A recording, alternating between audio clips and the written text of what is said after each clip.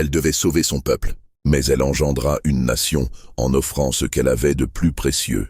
Poku, la reine dont le cœur fit naître un peuple, et scella un pacte avec les esprits du fleuve.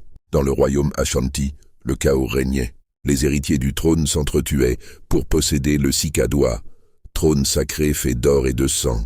Abenapoku, nièce du roi Osei-Tutu, choisit de fuir vers l'ouest avec les siens plutôt que de verser le sang.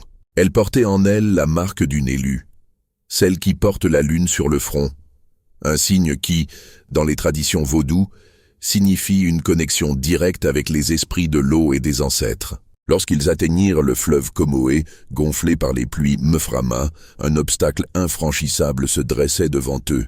Les initiés consultèrent le Bomofwe, le devin, qui lut dans les os d'antilope et prononça « Le fleuve est vivant.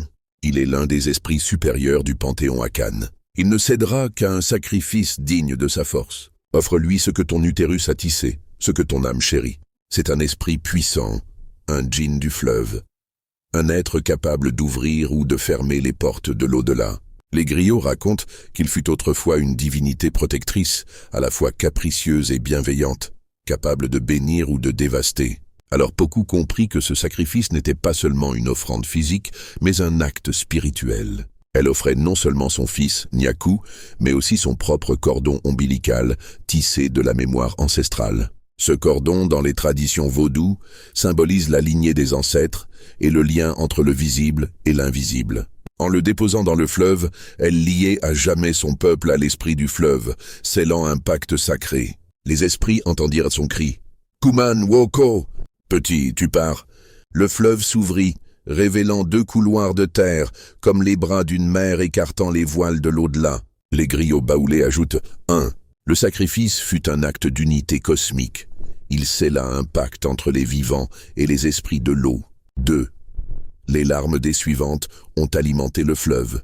Elles devinrent des esprits aquatiques, invisibles, qui protègent encore aujourd'hui les piroguiers et les pêcheurs baoulés. 3. Le cordon ombilical de Nyaku germa et devint le premier cacaoyer. Le cacao, selon la tradition, est l'offrande continue au fleuve. Chaque fève est une graine de mémoire et de sacrifice. Dans la cosmogonie Akan et baoulée, ce sacrifice a élevé Poku au rang d'héroïne, mais aussi de prêtresse des eaux. Les baoulés la considèrent parfois comme une ancêtre divinisée, gardienne des passages et des naissances. Alors la prochaine fois que tu croques dans un morceau de chocolat ivoirien, souviens-toi, tu goûtes un fragment d'un sacrifice royal, un pacte d'amour et d'unité scellé par le vaudou du fleuve. Je raconte des histoires que seules les archives connaissent. Dis-moi en commentaire si tu connaissais cette version spirituelle de l'histoire. Abonne-toi car demain, je te parlerai des esprits protecteurs des enfants soldats du royaume Congo.